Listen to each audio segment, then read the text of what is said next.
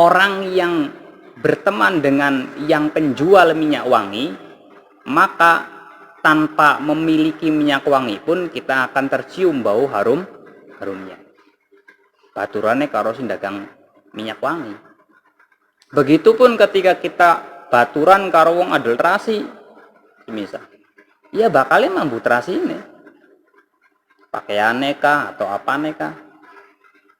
Begitupun kita orang berteman dengan orang pandai besi, sing tukang ngelas, sing tukang bubut, sing tukang gaweni lading, pisau dan lain sebagainya, maka kita pun akan terkena baunya. Minimal itu.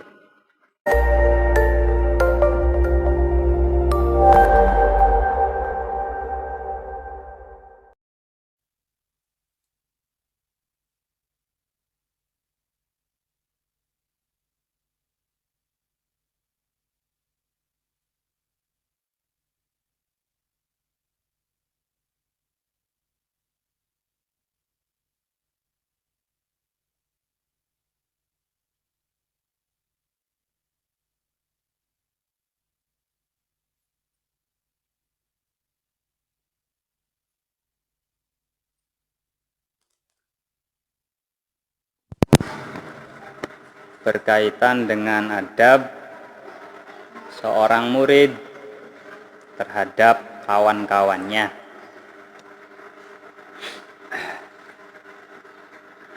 Bismillahirrahmanirrahim. Ala hadiniyah wa ala kulli niyatin sholihah wa ala niyatul qabul wal usul wa tamam min kulli sul wa ala manawa wa ala min kulli tawassul khususan musannaf kitab Akhlaqul Banil Syekh Al-Alim Al-Alamah Al-Imam Syekh Ustaz Umar bin Ahmad Baraja rahimakumullah ta'ala wa nafa'ana bihi wa bi ulumihi wa bi asrarihi wa ahli baiti wa ahli silsilatihi. Syai'un lahum al-Fatihah. A'udzu billahi minasyaitonir rajim. Bismillahirrahmanirrahim. Alhamdulillahi rabbil alamin arrahmanir rahim maliki yaumiddin. Iyyaka na'budu wa iyyaka nasta'in ihdinas siratal mustaqim. Siratal ladzina an'amta 'alaihim ghairil maghdubi 'alaihim waladdallin. Bismillahirrahmanirrahim. Qala mu'allim rahimakumullah ta'ala wa nafa'ana bihi wa bi ulumihi bidarani amin. Idza aradta an takuna mahbuban baina zumalaika fala tabkhal 'alaihim idza ista'aru minka syai'an. Idza aradta ing dalem nalikane ngarepna sira antakuna ing yen to ana sira iku mahbuban disenengi baina zumalaika ing dalem antarane kanca-kancane sira fala tabkhal mengko aja medhit alaihim ing atase kanca idza sta'aru ing dalem nalikane nyeleh sapa kanca mengharapkan mingka saking sira syai'an ing sewiji-wiji. Li'annal bukhla kronostune medhit qabihun iku ala jiddan kelawan temen wala tatakabbar lan ojo sombong alaihim ing atase kanca idza kunta ing dalem nalikane ana sapa sira zakiyan iku limpah wong duwe au mujtahidan utawa sregep au ghaniyan utawa sugih wali annal kibra krana stuhune sombong laisa min akhlaqil auladi laisa iku ora ana apa min apa kibar min akhlaqil auladi saking akhlake pira-pira bocah at-thayyibina kang bagus. Walakin lan tetapine idza ra'aita ing dalem nalikane weruh sira tilmidan ing murid kaslan kang males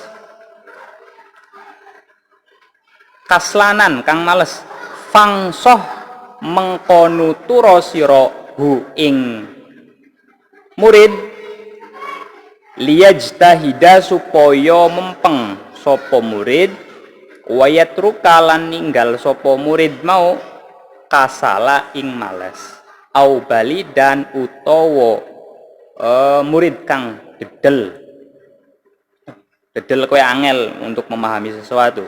Wasya'id mengko bantu sira hu ing tilmid ala fahmin ing atase paham, ala fahmi durusihi ing atase memahami piro-piro pelajaran si bali dan mau sing dedel.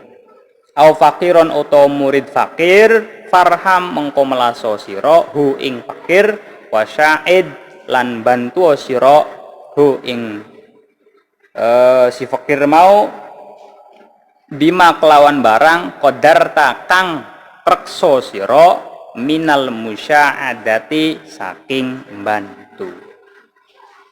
Titik. Bismillahirrahmanirrahim.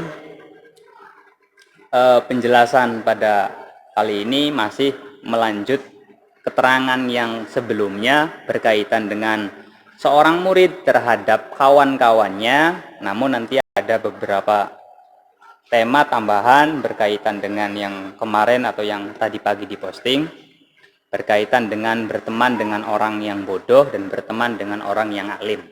Katakanlah tidak bodoh berarti pintar. Pertama, kata musonep ida arota antakunah mahbuban baina zumalaik. Ketika ada temanmu yang membutuhkan, baik membutuhkan secara moral atau secara apalah, kita jangan pelit-pelit terhadap orang, terhadap teman. Karena sesungguhnya sifat pelit itu li'annal bukhla qabihun jiddan. Qabih itu apa? Jelek ala. Kemudian atau orang dulu mengatakan wong medit priben kuburannya sempit. Wong pelit kuburannya sempit, wong pelit macam-macam. Alhamdulillah kita jangan seperti itu. Wala tatakabbar alaihim idza kunta zakiyan. Dan juga jangan sombong ketika kita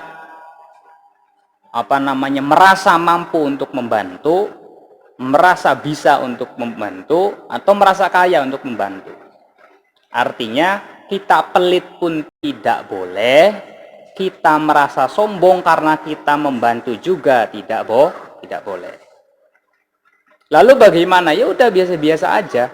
Artinya selagi kita bisa membantu teman kita, maka bantulah.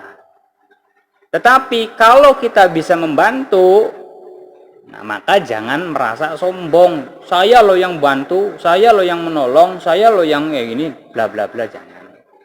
Kalau memang tidak bisa membantu bagaimana? Ya udah.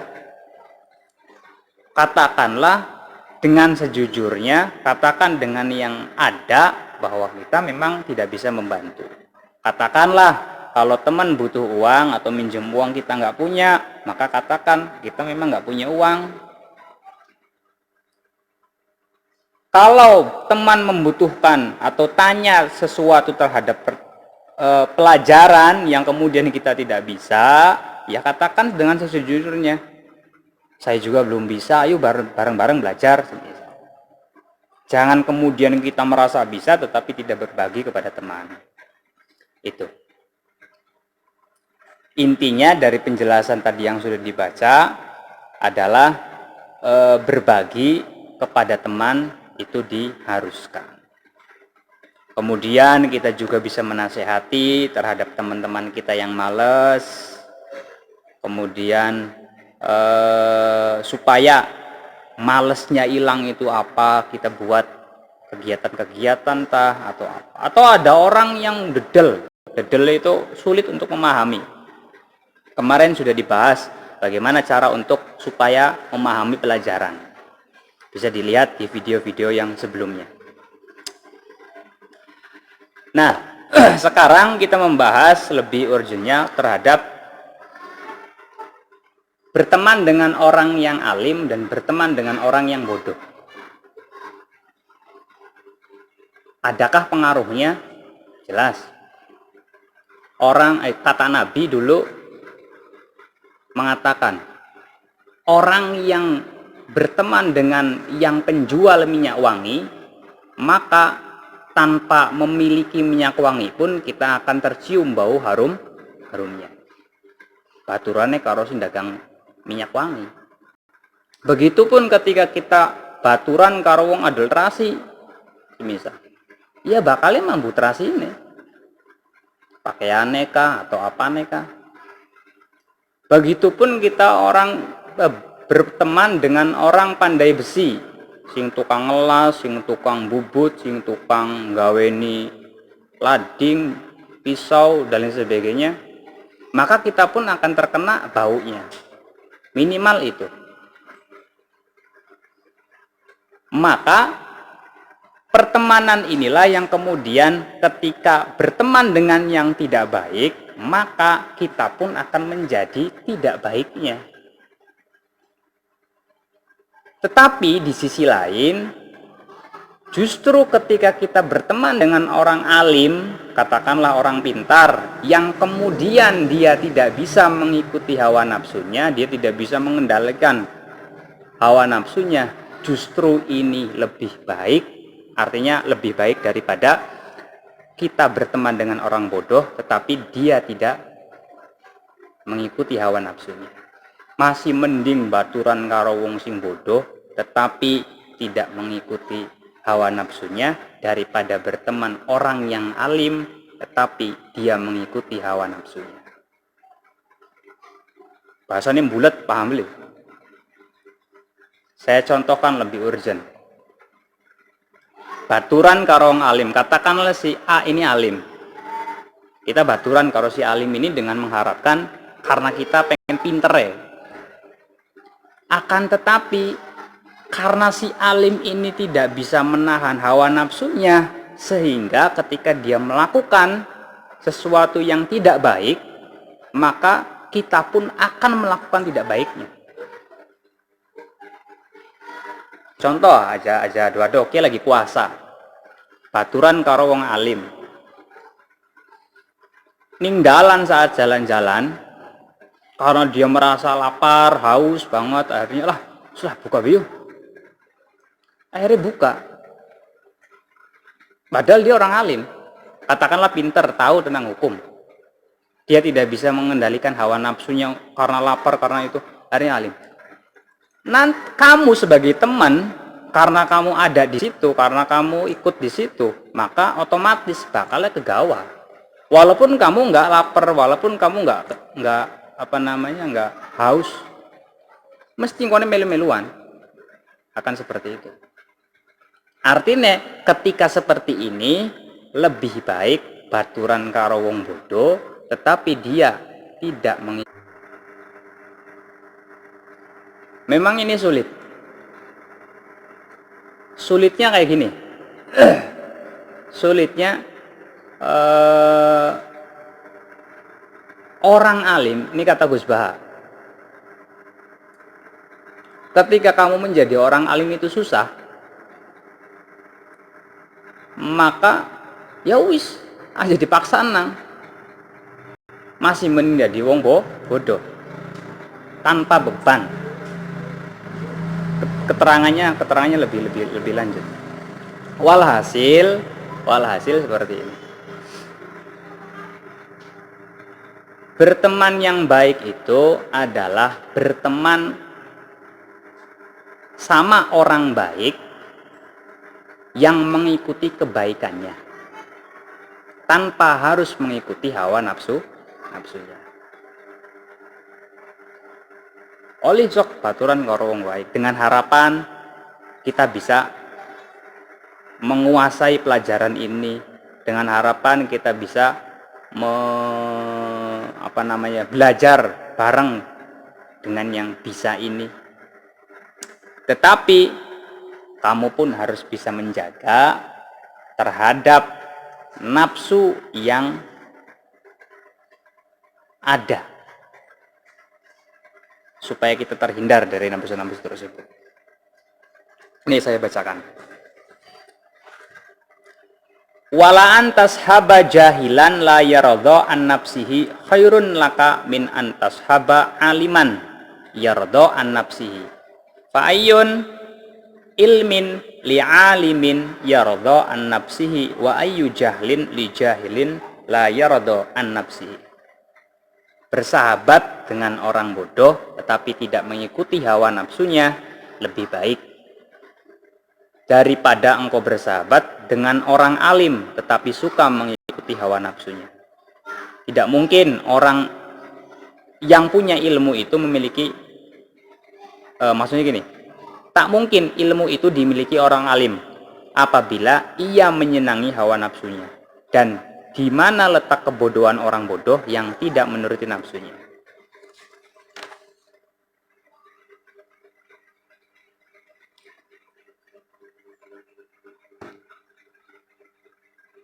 Penjelasan lebih lanjutnya ini ada.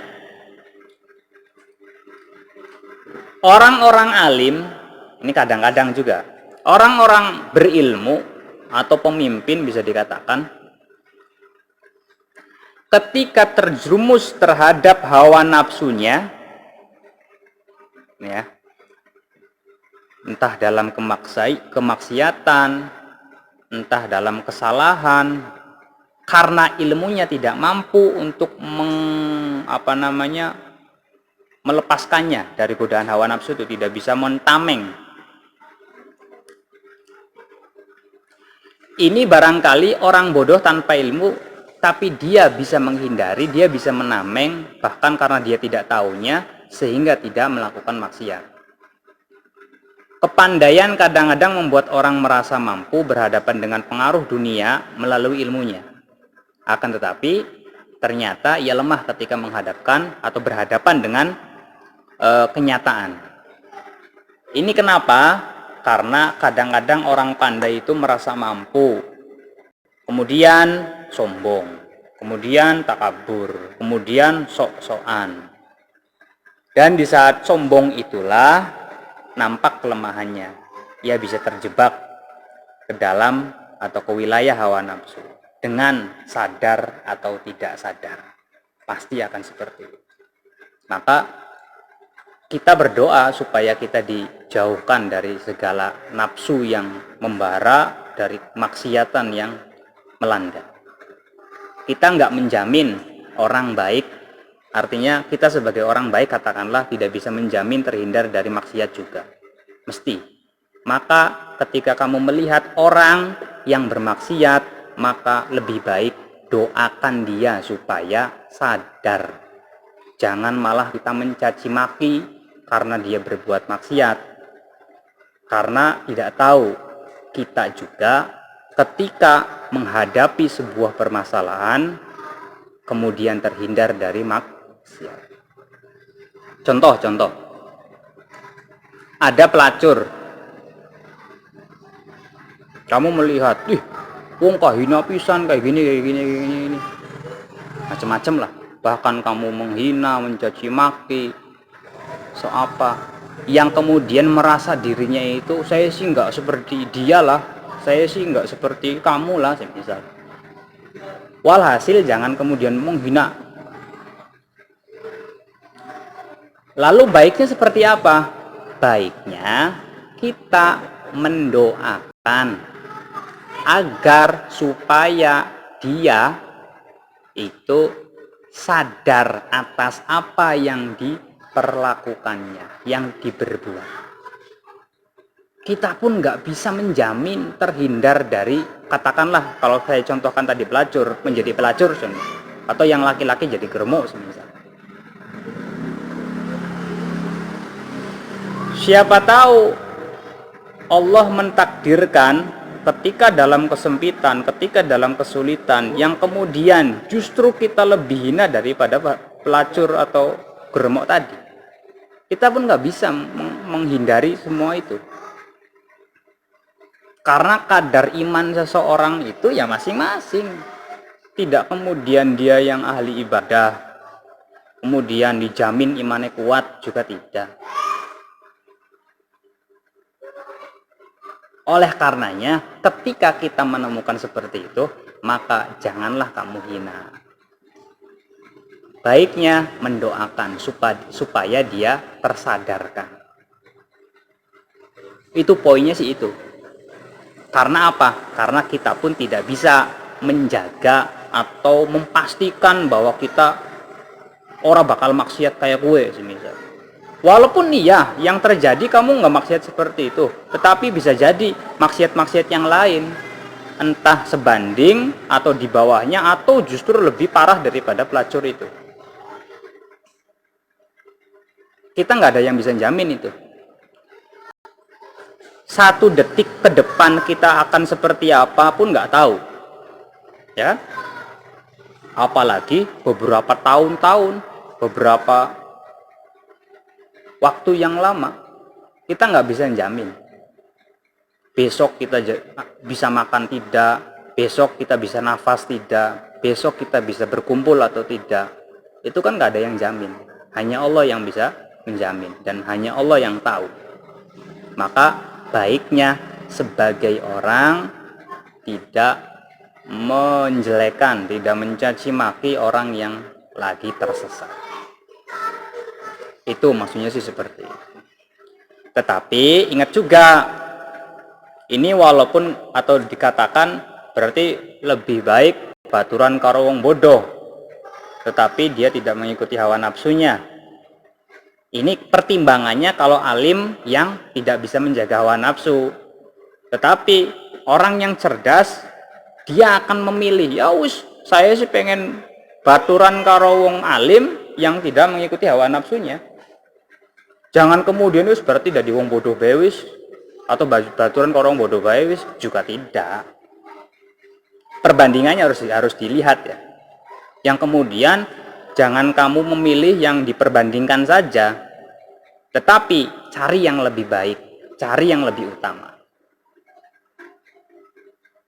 Jangan terjerumus oleh hanya 2 bandingan, padahal masih banyak yang lain yang lebih baik.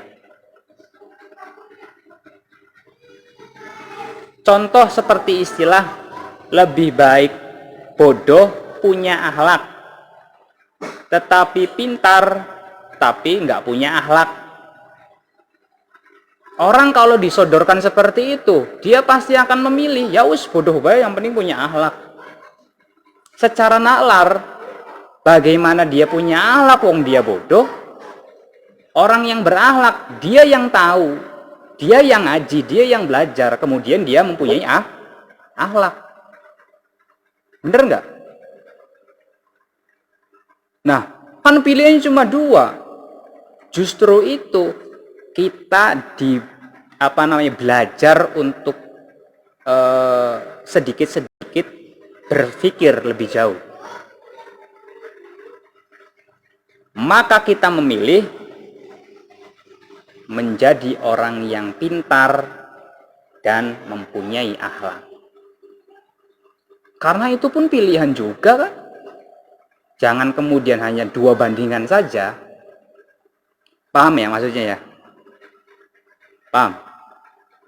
Nanti kalau nggak paham bisa ditanyakan. Sekian kayak kenen. Pilihan ya, contoh. Jadi wong sugih tapi medit, jadi wong melarat tapi eman, milih ndi?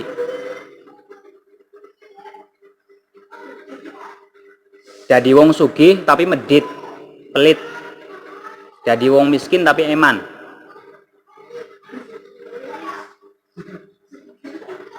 Pengennya ada dindi. Nah, 2 bandingan itu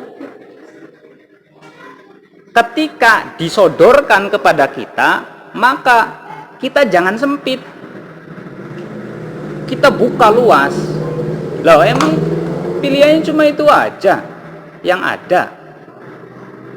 Saya akan memilih jadi orang kaya tapi eman. Kan seperti itu. Nah, sekarang secara nalar, wong miskin eman penei apa yang dia kayak miskin? Ayo, kan bisa nih tenaga bantu, ya cuma tenaga mulu, lamun kon bayar, lamun anak iuran, pen iuran apa? Ya tenaga. Ya artinya kita jangan sesempit itu pemikirannya. Paham ya? Nah, dalam pilihan itu kita masih bisa memilih yang lain. kita masih bisa mencari jalan yang baik daripada dua pilihan yang disodorkan. Kita bisa, kita yakin pasti bisa, kita sungguh-sungguh pasti bisa terhadap kenyataan yang ada. Itu maksudnya. Jadi bertemanlah dengan orang yang baik, tetapi dia tidak mengikuti hawa nafsunya. Kemudian belajarlah sehingga mempunyai akhlak yang baik. Jangan kemudian memilih orang menjadi orang yang bodoh tapi punya akhlak. Bagaimana dia punya akhlak wong dia aja bodoh? Kan maksudnya kayak gitu. Kita jangan sempit pikiran, kita masih luas. Kita masih bisa, karena kita nggak berhenti pada itu saja. Orang bodoh kan masih bisa pinter kan? Caranya bagaimana? Belajar, ngaji, tanya, apa dan sebagainya. Bagaimana kalau nggak bisa? Kalau kita sungguh-sungguh mesti bisa. Begitupun orang bodoh yang tidak bisa mengikuti hawa nafsunya, juga tidak berhenti terhadap kebodohannya. Dia bisa belajar, karena belajar waktunya itu sangat luas, sangat panjang. Karena kata Nabi, belajar itu dari mulai ayunan sampai dengan liang lahat. Pertanyaannya, kalau seperti itu, ning liang lahat belajar apa?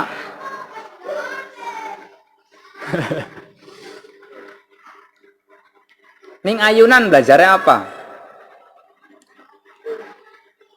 Nah, kita kalau disodorkan seperti itu kan sulit juga.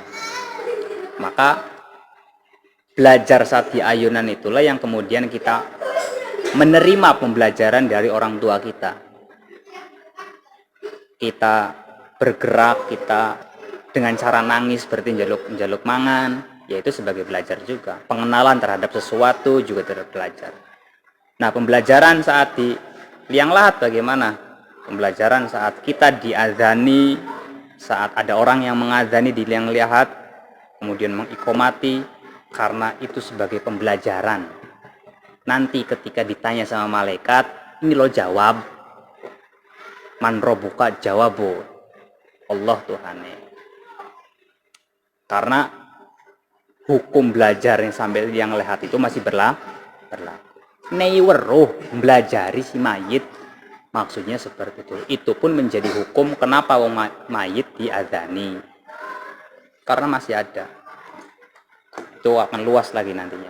Cukup segitu saja, kurang lebihnya mohon maaf. Nanti kalau ada kata-kata saya yang salah mohon dikoreksi, diluruskan, bisa lewat dihubungi langsung atau di kolom komentar.